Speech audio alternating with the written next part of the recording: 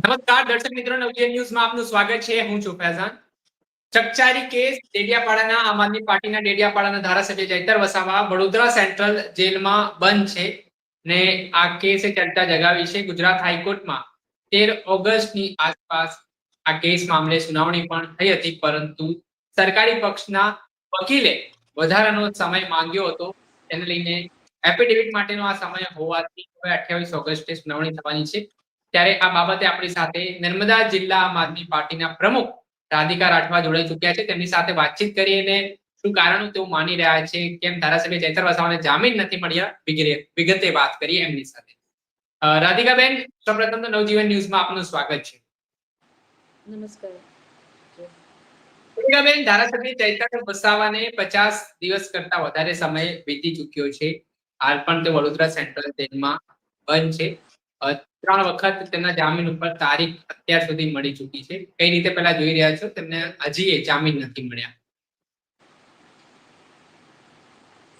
ચેતરભાઈને જે જામીન નથી મળ્યા એ અમે દેખાય છે. આજે સરકાર અહીંયા બેઠી છે ગાંધીનગરમાં, એ એવું ઈચ્છે છે કે જે આદિવાસી નેતા અને આદિવાસી યુવા અને જે લોકોની અવાજ ઉઠાવે એ અવાજ કેવી રીતે અમે દબાઈ દઈએ. એટલે આ જે ચેતરભાઈને ખોટી રીતે કેસ કરવામાં આવ્યું, એમને ખોટી રીતે જેલમાં નાખવામાં આવ્યું અને ખોટા જે પોલીસ થકી ત્યાંના જે એસપી છે એમના થકી જે ખોટા એફઆઈઆર કરવામાં આવ્યું છે, તો ચેતરભાઈ જેલ ગયા. હવે ચેતરભાઈ જેલ ગયા એટલે ભાજપ સરકાર એ સમજી ગઈ કે એક આદિવાસી નેતા અને લોકોનું જે ભલો ઈચ્છે છે એને એ લોકોએ અવાજ દબાઈ દીધી. પણ આ સરકાર બહુ ખોટી રીતે જે ચેતરભાઈ પર અત્યાચાર કરે છે એ સમાજ સમજી ગઈ છે. એટલે હવે એમને જામીન ના મળે અને એમનું કારવાજ કેટલું લંબાઈ શકે એ પ્રયત્નમાં છે.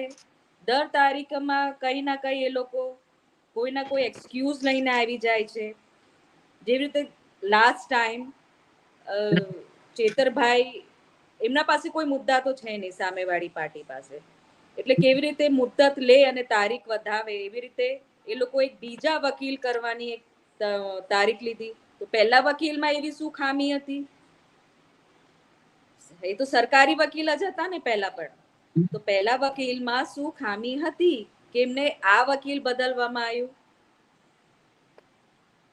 તો એ બતાવવામાં આવે છે કે સરકારી વકીલોમાં એમને વિશ્વાસ નથી. એ લોકોએ જે સરકારી વકીલ પહેલા કરેલો, અથવા એ લોકો એક રમત રમે છે કે કેવી રીતે તારીખ લંબાઈ, એક નવી અરજી નાખી કે બીજો વકીલ કરવાનું.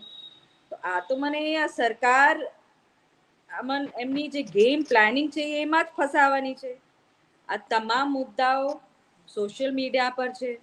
હવે જનતા પણ જાગૃત થઈ ગઈ છે અમારા આદિવાસી વિસ્તારમાં કે જેવી રીતે ચેતરભાઈને ખોટી રીતે ફસાવવામાં આવ્યું છે અને તારીખ પર તારીખ આ પાડે છે સરકાર, એમના પાસે કોઈ મુદ્દાઓ છે નહીં. એટલે એ હાથ પેર કઈ પણ રીતે પછડાઈને એવું ચેતરભાઈને જેલવાસ લાંબુ થાય એવું પ્રયાસ કરે છે એ લોકો. આ જો ઘટનાક્રમ તમે જોયો હશે કે પોલીસે સમય માંગ્યો છે એફિડેવિટ માટેનું, કે ભાઈ અમને એફિડેવિટ માટે ગુજરાત હાઈકોર્ટ સમય આપે. શું લાગે છે કેમ આટલો કેસ એટલે કે હત્યાના પ્રયાસ કહેવામાં આવે, કેટલી ગંભીર કલમો હેઠળ કેસ કરવામાં આવ્યો છે, તો કઈ રીતે જોઈ રહ્યા છો કે પોલીસની કામગીરી પણ એ પુરાવા એકત્ર કરવામાં ખૂબ મહત્વની બની જતી હોય છે જ્યારે આવી કલમો લાગતી હોય છે, આરોપ થતા હોય છે? તો હવે 28 તારીખ સુધી આ સમગ્ર મામલો કોર્ટમાં રહેવાનો છે, એમાં સુનાવણી થવાની છે. તો કઈ રીતે જોવો? રાધિકાબેન, આ બીજો પ્રશ્ન જે છે કે ગુજરાત હાઈકોર્ટમાં સરકારી પક્ષના વકીલે એફિડેવિટ માટેનો સમય માંગ્યો છે 28 તારીખ ઉપર. હવે આ વધુ સુનાવણી ચૈતર વસાવાને જામીન આપવા છે કે નથી આપવા તેને લઈને ગુજરાત હાઈકોર્ટમાં થવાની છે.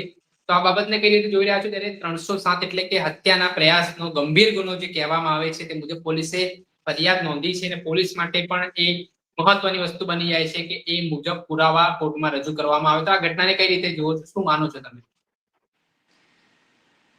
સરકારી વકીલ થકી જે એફિડેવિટ રજૂ કરવામાં આવ્યું છે એ તો ફક્ત તારીખ લંબાવવા માટે, એમના પાસે કોઈ સ્ટ્રોંગ મુદ્દા તો છે નહીં.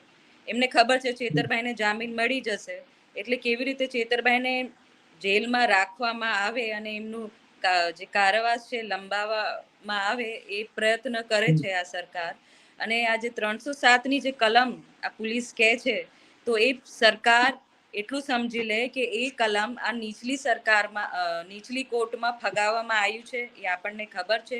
એટલે એવું મર્ડર કે એમ 307નું કલમ લાગતી છે નહીં, કેમ કે તમામ કાર્યકર્તાઓને કોઈ પણ જે સંજયભાઈ હતા એમને કોઈ હાનિ થઈ નથી, અને એમના પાસે કોઈ પુરાવા પણ નથી કે એમના ઉપર હુમલો કરવામાં આવ્યો હતી. ના કોઈ સીસીટીવી કેમેરા છે, ના એવું કોઈ ઠોસ સબૂત છે. અને આ ખાલી એક વાર્તા અને કહાની બનાવીને આ પોલીસ અને જે સરકારી તંત્ર છે એ મળીને એક સ્ટોરી બનાવીને રજૂ કરી છે. તો એ પુરાવા પર જ છે. પુરાવો હાજર કરો, અને કોઈ પણ કેસમાં તો પુરાવો જોઈએ કે નહીં, તો જ કોઈ વસ્તુ સાબિત થાય ને. તમે તો કોઈને પર કોઈ પણ કેસ લગાવી દો, કોઈ પણ કલમ લગાવી દો, તો એ શક્ય કે થયું છે એ તો નક્કી ના થાય ને. ખરેખર ચૈતર વસાવાની ધરપકડને લઈને લોકોમાં રોષ છે ખરો. થોડાક સમય પહેલા એક મહાસંમેલન પણ દેડિયાપાડામાં યોજવામાં આવ્યું, જેમાં પૂર્વ મુખ્યમંત્રી અને પંજાબના મુખ્યમંત્રી આદિવાસી સમાજને તેમણે અપીલ કરી, આહવાન કર્યું. તો આ બાબતને કઈ રીતે જુઓ છો? ખરેખર સામાન્ય જનતામાં કેટલી ઇફેક્ટ છે ધરપકડની? તમે જોયું હશે કે ડેડિયાપાડામાં એક ખૂબ મહાસંમેલન, એક મહાસભા અથવા જે ચેતરભાઈના સમર્થનમાં આમ આદમી પાર્ટી જે યોજાયેલી, એમાં અરવિંદ કેજરીવાલજી અને પંજાબના મુખ્યમંત્રી સાહેબ આવેલા. તો તમે જોઈ શકો કે આ જેટલી પણ જનતા એ સભામાં હતી, એ કોઈ પૈસાથી બોલાયેલી જનતા નથી. એ સ્વયં એમની મેતે જે જનતા છે આખા આદિવાસી ક્ષેત્રથી આવી હતી, કેમ કે એમને લાગણી છે. એમને ખબર છે કે ચેતરભાઈ કેવી રીતે આદિવાસી સમાજ માટે કામ કરે છે, એ કેવી રીતે એમના જોડે ઊભા રહે છે જ્યારે પણ કોઈ પણ તકલીફ પડે. તો આ જે સૈલાબ આવ્યું હતું આદિવાસી લોકોનું, કે તમામ કાર્યકર્તા, એમાં આદિવાસી નહીં બીજા પણ હતા, બીજા પણ લોકો ખાસા આમાં જોડાયા હતા, એ સ્વયં આવી હતી. એમને કોઈ આ ભાજપ જેવી રીતે પૈસા આપીને લાવે છે એમાંથી એક પણ એક પબ્લિક એવી નથી, અને દિલથી આ પબ્લિક આવેલી, અને દિલથી આ જનતા હવે ચેતરભાઈ માટે લડવા તૈયાર છે. જે રીતે આપણે જોઈ રહ્યા છે કે છેલ્લા 45 થી 50 દિવસ જેટલો સમય વીતી ચૂક્યો છે. અત્યારે જયારે ચેતર વસાવા બહાર હોય છે, ત્યારે અવારનવાર કોઈ મુદ્દાને લઈને તેઓ લડત ચલાવતા જોવા મળે છે. આંદોલનો જોયા છે, નર્મદા હોય, છોટાઉદેપુર હોય, દાહોદ હોય, તે અલગ અલગ જગ્યાએ સભાઓ કરતા હોય છે. તો હાલ આવી કોઈ આંદોલનની સ્થિતિ હવે આદિવાસી વિસ્તારોમાં નથી જોવા મળી. તો શું લાગે છે, ઘણા બધા આદિવાસી સમાજના લોકોની અપેક્ષા યુવાનોને પણ છે કે તેમના મુદ્દા ઉઠે, પણ અત્યારે પણ જે રીતે શાંતિ જોવા મળી રહી છે બાબતે તમે શું કહેવા માંગો?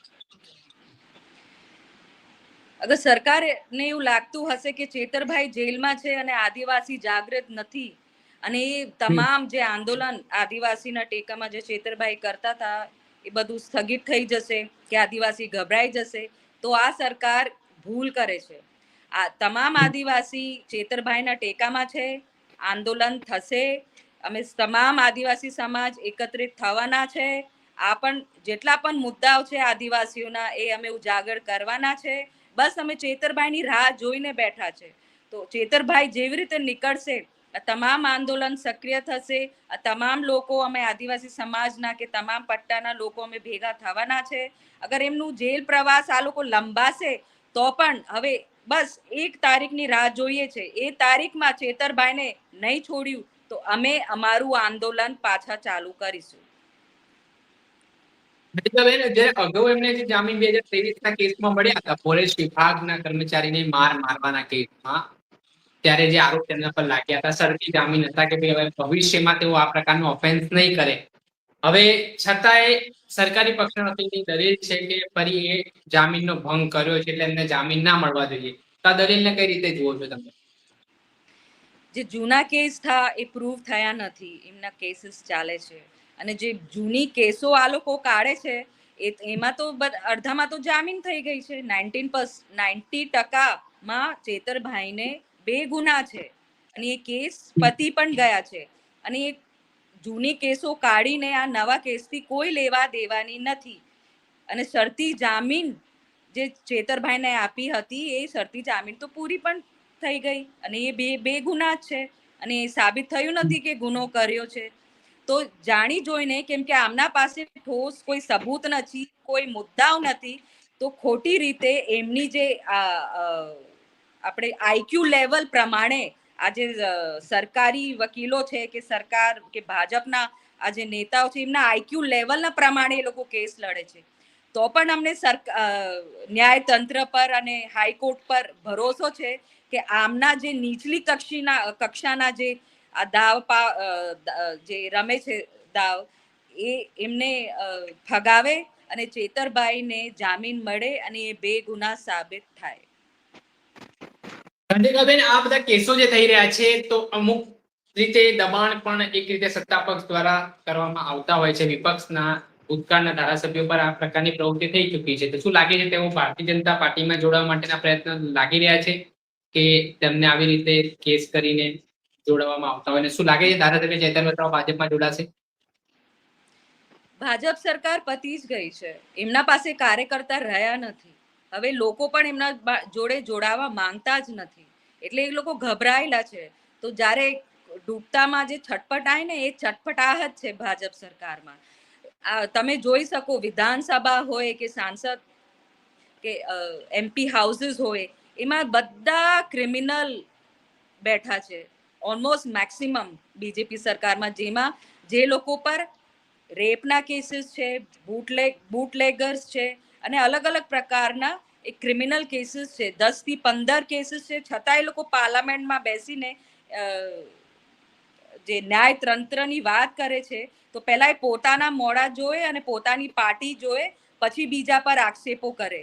એટલે ભાજપ પાસે હવે છટપટાય છે, એમના હાથથી સત્તા નીકળે છે, એટલે ખોટી નીચ રાજનીતિ રમીને એ આ ચેતરભાઈને ફસાવવામાં આવ્યું છે. પણ ચેતરભાઈ અમારા મજબૂત નેતા છે, અમારા આદિવાસી નેતા છે. એ આમના સામે ઝૂકે નહીં અને લડત આપશે અને અમે તમામ આદિવાસી આગેવાનો, જે જનતા હોય, પ્રજા હોય, એમને ટેકો આપીશું અને આ લડાઈમાં અમે બધા સામેલ થશું. મારો પ્રશ્ન છે કે તમે કહી રહ્યા છો કે આદિવાસી સમાજના ભાજપમાં કોઈ કાર્યકરો રહ્યા, તો 23 જેટલી સીટો વિધાનસભામાં એમની પાસે છે અને મેક્સિમમ જે સાંસદો આદિવાસી વિસ્તારની વાત કરીએ તો ભારતીય જનતા પાર્ટી પાસે છે. તો તમે કઈ રીતે કહી શકો છો કેમ કે આદિવાસી સમાજનું એક બહોળું સમર્થન ભારતીય જનતા પાર્ટી જોડે છે? હમણાં જે વિધાનસભામાં ચૂંટાયેલા ધારાસભ્ય છે ને, એ લોકો એમનું મોડું નથી ખુલતું કે અમે પાર્ટીથી ખુશ નથી. એમના જે કૌભાંડો છે એ પોતાના કૌભાંડો બચાવવા માટે હમણાં પાર્ટીથી જોડાયેલા છે. બીજેપીમાં જાય તો એ વોશિંગ મશીન જ છે, તો જાહેર જ છે. તમે કૌભાંડ કરો, મર્ડર કરો, જે પણ ખરાબ કામ કરો, બીજેપીમાં જાઓ તમને કોઈ અડકી ના શકે. તો જે પણ આ નેતાઓ છે એમના ઉપર પણ કાર્યવાહી કરવામાં આવે અને સમાજ પણ સમજી ગઈ છે. અગર સમાજ એમને ચૂંટાણીને ત્યાં બેઠાડ્યું છે વિધાનસભામાં, તો મને આ વખતે એમને પછાડશે. અને એ આદિવાસીઓના મુદ્દા ઉઠાવતા નથી. એક પણ જે ધારાસભ્ય છે એ ફક્ત પોતાની ખિસ્સા ભરવામાં પડેલા છે અને કેવી રીતે આદિવાસીઓનું અસ્તિત્વ મટે એમાં એમ પણ મટી જશે, એમને ખબર નથી. એટલે આદિવાસીઓના મુદ્દા ના ઉઠાય અને પોતાનું ફક્ત બેંક અકાઉન્ટ ભરે, એમને એટલું જ રસ છે. પણ કુદરત કોઈને માફ કરતી નથી, ન્યાય બધાને મળે છે. અને આપણા સમાજના લોકો સમજી જાય તો એમને બુદ્ધિ આપે ભગવાન, બસ એટલી હું પ્રાર્થના કરું છું. ખૂબ ખૂબ આભાર રાધિકાબેન, તમે અમારી સાથે જોડાયા, અમારી સાથે વાત કરી. આ હતા આમ આદમી પાર્ટીના છોટા ઉદેપુર જિલ્લાના પ્રમુખ રાધિકાબેન, જેઓએ ધારાસભ્ય ચેતર વસાવાને જામીન ના મળતા તે બાબતે તેમણે વાત કરી છે. ભારતીય જનતા પાર્ટી ઉપર તેઓ રોષે ભરાયા છે અને ભાજપમાં રહેલા જે ધારાસભ્યો અને સાંસદ સભ્યો સામે પણ વાત કાઢી છે.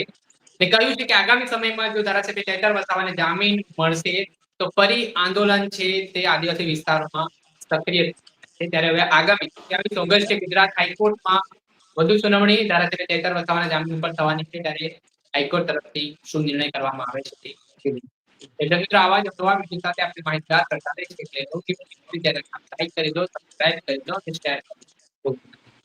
વૈષ્ણવજન તો તેને કહીએ જે પીડ પરાઈ જાના.